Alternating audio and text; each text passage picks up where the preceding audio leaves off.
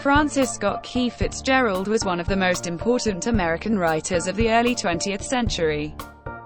He is best remembered for his novels which describe life in the American Jazz Age, the 1920s. He is also remembered for his rather tragic life and early death. Fitzgerald was born on September 29, 1896, in St. Paul, in the state of Minnesota. As a boy, he studied at the St. Paul Academy, where he started to write for the school newspaper at the age of 13. He went on to a Catholic school in New Jersey, where his writing was encouraged. He then studied at Princeton University. At Princeton, he spent too much time writing and too little time studying. In 1917, Fitzgerald left the university to join the Army. While he was at an army camp in Alabama, in the summer of 1918, he met a girl called Zelda and he fell in love with her. But he was not very successful, so Zelda refused to marry him. Fitzgerald wanted to marry Zelda very much, so he decided he had to become a success. He returned to St. Paul and continued work on a novel which he had begun writing at Princeton. When the novel, which was called This Side of Paradise, was published in March 1920, it was a great success.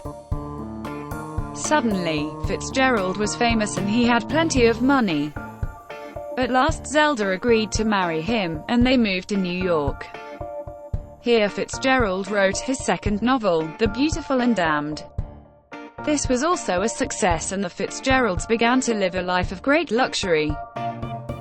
Their daughter, Frances, was born in October 1921. All was not well, however. Fitzgerald and his wife both drank too much. Their wild life was not making them happy.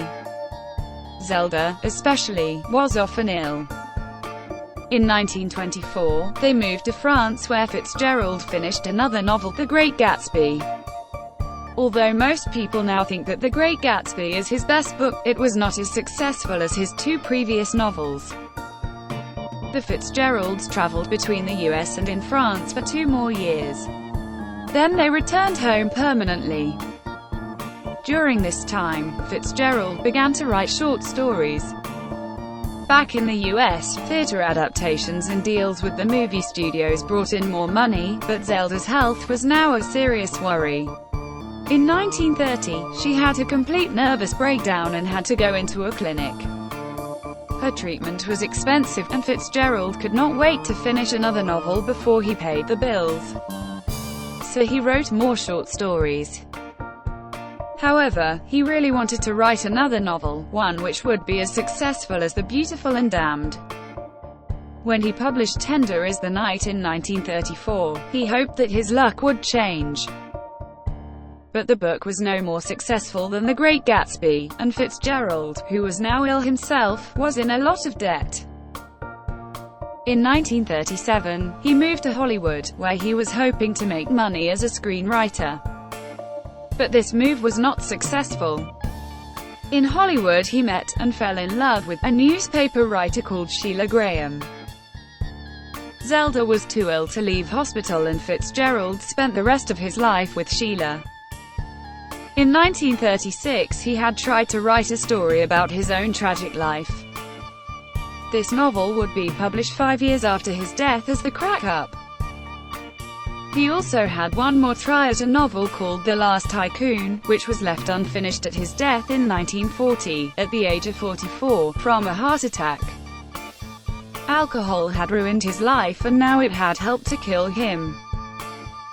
The completed part of The Last Tycoon was published in 1941. Zelda Fitzgerald died in 1948, in a fire at the hospital where she was being treated. Although his reputation suffered during his last years, Francis Scott Fitzgerald is now remembered as a great writer. Several films have been made from his novels, including The Great Gatsby and Tender is the Night. To stay up to date with our latest videos and more short biographies, please make sure to hit on the subscribe button below. And until next time, have a great day.